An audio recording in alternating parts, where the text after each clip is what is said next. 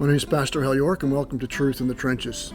Today we're going to be in Proverbs chapter 18, verse 17. Before I read the verse, let me give you two other verses that come just before it. And if we pair these verses together, I think we get a good listen on what it means to listen well. Verse 13 says, "He who gives an answer before he hears it is folly and shame to him."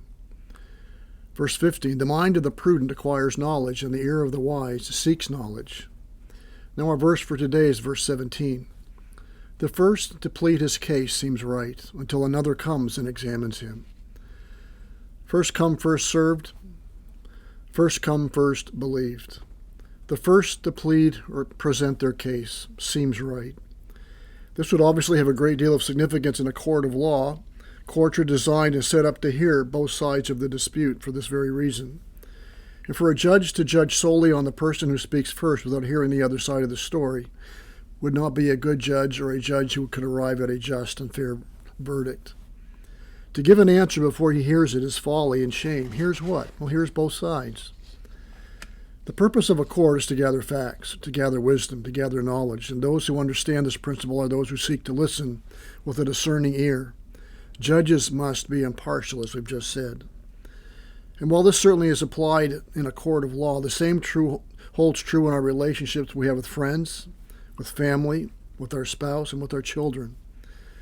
And as parents, we've all heard the wailing of a child and listened to the heart-wrenching story of what one sibling did to the other. And when the other child comes to tell their story, well, they seldom agree, right? So wise parents begin to ask questions. They seek to acquire knowledge and wisdom. What really happened? But these things happen as adults as well. We hear things all the time about what so-and-so did to so-and-so. And sadly, we tend to believe the first person we hear. And when this happens and no more knowledge or wisdom is sought out and the story is repeated and every repetition gives strength or gains strength and credibility, because often the hearers of your story assume you fact-checked it before you repeated it to them, but you haven't.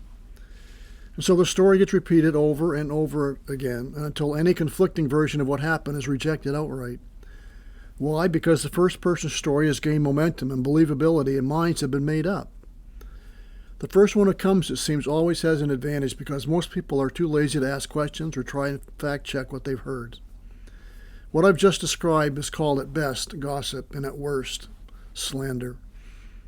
You've maligned a person's character based on nothing but one person's take on something that happened.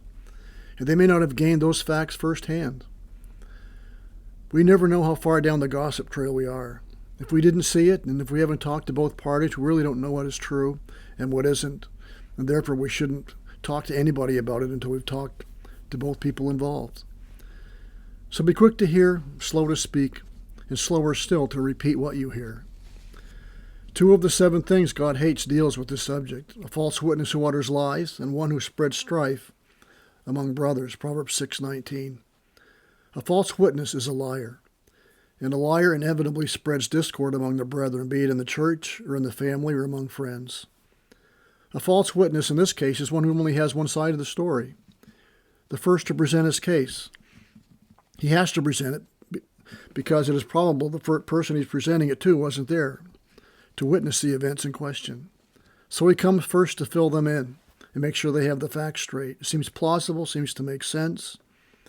The other person comes with a completely different perspective, as we know. This happens most times when dealing with relationships, relational conflict, the he said, she said kind of issue, and so on. And the thing that muddies the waters in a situation like this is if you're friends with the person pleading his case, either first or second. Friendship assumes certain things. We assume our friend is being honest with you. We assume our friend is honest in their depiction of the part in what happened. And this can be hard. It can be tricky. That is why if you are called to make a judgment, it would be wise to recuse yourself and find someone who can be impartial and just looks at and listens to the facts. So learn to be a good listener. Listen to gain wisdom and knowledge. Learn to ask good questions. Learn to guard people's reputations while the gathering of facts and the story from both sides is established. This first presents a truth that is self-evident, but it's a truth that is also very easy to forget. So remember, the first to plead his case seems right, until another comes and examines him. May this truth guide us and guard us in the trenches of life as we seek to live our lives for the glory of God and the good of others. May God bless.